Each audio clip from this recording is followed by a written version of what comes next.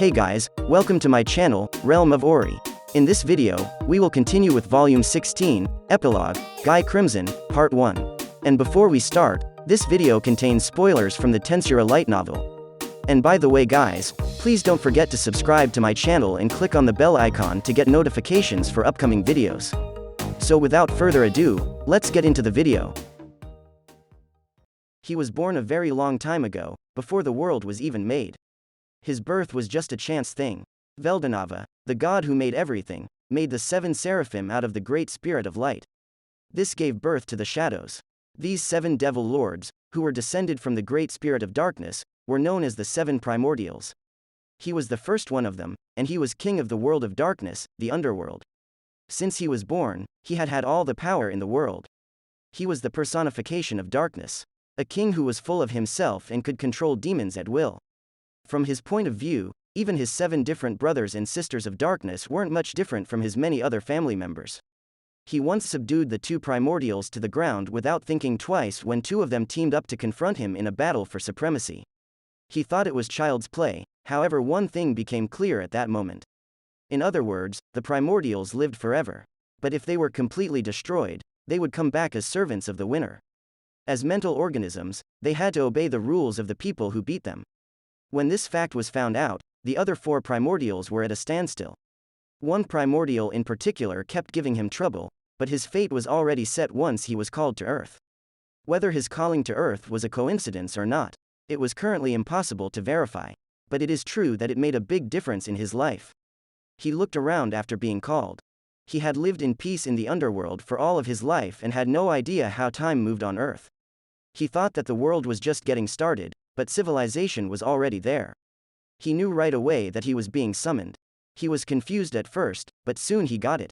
This was a world with some physical things and some spiritual things. In a space that didn't have magicules, it would take energy just to stay there. He had no connection to the creator god, so he didn't know how the world had changed. But the fact that someone was yelling in front of him made him feel uncomfortable. No one would have done something so dangerous and stupid in front of the strongest person in the underworld. So, he was willing to put up with him for a while. The wizard who called him spoke in a very haughty way. He waited for him to finish and found that what he had to say was very interesting. In this world, there were countries that were trying to be the best. There were humans, elves, dwarves, beastmen, and vampires. It looks like different races had come into being and were fighting to stay alive. The wizard was a high-ranking human. Now you work for me. Follow my instructions based on the rules of the world. So that the super magic empire could unite the world, he was told to destroy the countries that were at war with each other and trying to be the best. He could have done it very easily. The war, which had been going on for 100 years, was over when he got there. Just one spell was all he had to do. That magic was Deathstreak, the nuclear magic that was against the rules. The largest nation in the world, with a population of over 1 million people, was turned into a city of death by the rampage of this extensive destructive magic that destroyed everything, including the soul.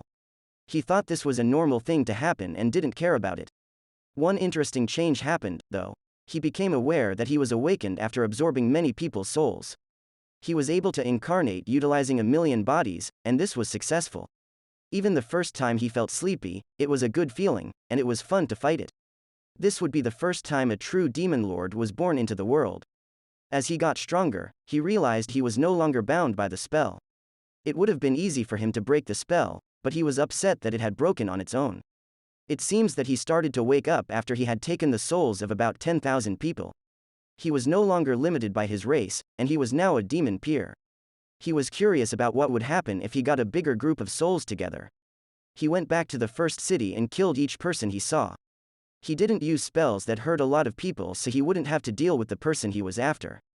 At this point, he could feel the dying people's screams burning into his soul. Gia, this is how it screams. When he heard this, he had a sudden thought. Yes, maybe that would be a good name for me.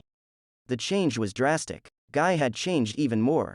He turned into a devil lord and got all the strength he had in the underworld back. The souls he had collected gave him power. The maximum vessel was filled to the top, and his magicule was fully restored. But that was the last time anything changed. At that point, Guy had no reason to work any longer. He called the 2 pillars that followed him and told them what to do. Get rid of the super magic empire completely. Guy was feeling very kind after becoming a demon lord and getting a name. Even that small wizard wasn't important enough to bother him, and he even forgot about him. How did you get away from my hidden arts? But Guy didn't care about him at all. It was lucky for the wizard that the demons killed him before he could figure out anything. Tens of thousands of years ago, on that day, the largest and most powerful nation in human history, which was in the middle of a civil war, simply vanished from the earth. After all, Guy had summoned 2 pillars that had degenerated into archdemons. He then granted them the privilege of incarnating a corpse. Just that one thing showed that Guy was in a great mood better than anything else. Green Primordial, Vert, and Blue Primordial, Blue, were the 2 pillars. Their shapes resembled 2 beautiful women. So Guy thought it would be kind to give them names. I am going to give you a name. My pride won't let you be weak while you're under my control. The melancholy screams of the bereaved gave the green primordial, Vert, the name, Misery. The blue primordial, Blue, was given the name, Rain, because it was raining on that particular day. As Guy had planned, the 2 turned into demon peers. That was the start. It was the first day that Guy and the others changed the course of human history. The next few days were both fun and boring. Guy went from place to place because he liked this world. Guy had his share of things that bugged him, but he didn't care. Misery and Rain took care of him all the time. You 2 can do what you want with your lives. No, my job is to serve you. You're right. We work for you because you are the king. That is the truth that will never change. So, they continued on their way. During the same time, Misery and Rain were secretly calling their own followers and building up their own spheres of influence. All of this was done so that the ruler, Guy, could have all the money and pleasures in the world. Guy and his friends were interested in cooking, music, the performing arts, fine arts, dance and many other things. Hey, don't you think this is fun? Guy smiled at Misery and Rain as he danced at a festival in a minority village. That's great. I thought people were fragile and not worth much, but now I see they are useful. Guy-sama is the owner of everything in this world. A tool is only useful if it is used well. The weak were thrown out of the underworld. All races except demons had been wiped out, and the only people who worked were slaves who had been found useful. But even the weak had worth in this world. Once I knew that, it seemed wrong to destroy the world, he said. From Guy's point of view, there were too many differences between the humans to be able to say anything general about them. Guy was very nice to people back then. He defeated the evil sorcerers, Maha, who were believed to be the survivors of the super magic empire and wiped out the terrifying magic creatures that endangered settlements all over the world. His numerous deeds were celebrated and passed down to subsequent generations, becoming myths and tales.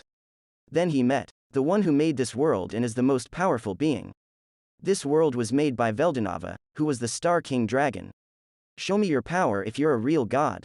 He had no hesitation that he was the strongest, so he just challenged Veldanava. The end result was a terrible loss. Guy was thrown to the ground and couldn't fight back. His self-confidence, which he had never wavered in, was broken into a million pieces.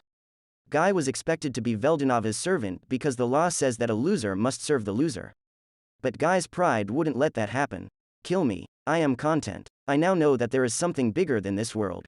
There's no end to it, and I'm also part of a line of reasoning that doesn't break. Oh great being, I'm glad I lost to you. Small one, I adore the worlds I have created. This once dull world is becoming richer and wealthier. Since they first appeared, wise beings have progressed to the point that they can now interact with me. Even a strong person like you can now engage in battle-level combat with me. Well said, ha, you were only attacked once by me, and I didn't even strike you once in my attacks. Fufu, but didn't you take it anyway? Nobody could even make a challenge to me, but you did. That alone makes me happy more than enough. Well, let's leave it at that. Yes, let's carry out that. I also have a request for you, while you're at it. A request? Yes. The world will end in a matter of a few thousand years if this rate of expansion continues. People are fallible beings. The world can be saved by evil deeds on occasion, even when doing the right thing. However, it is just this flaw that makes it so charming. I have no desire to see this world come to an end. So please, aid me in preventing the end of the world. Guy was reminded of the super magic empire he had exterminated. Even though they were the same race, they were fighting like fools because they wanted to be in charge. The same as mine, you have a preconception that I don't understand. What's that? Aren't you the creator, then? You ought to have the power to influence events in the world if you are the god who made us. Why must you depend on me? Because I am neither omniscient nor omnipotent. All I had when I was born was my will. I was content at the time. When I was the only one, the universe was perfect and had nothing lacking, in other words, it was dull, right? I'm going to assist you because I don't despise this world.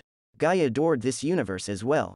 Guy was truly eager to assist, even in exchange for servitude. I'm grateful. I need you to act as my agent, serve as a mediator, and keep an eye on the world. Huh? A mediator? Is it okay if you don't tell me what to do? Of course. I told you, didn't I? No matter what, I don't want to force you to do anything. Okay, so, what are you asking me to do? Stay put. You can go wherever you want, or you can set up a base and rule from there.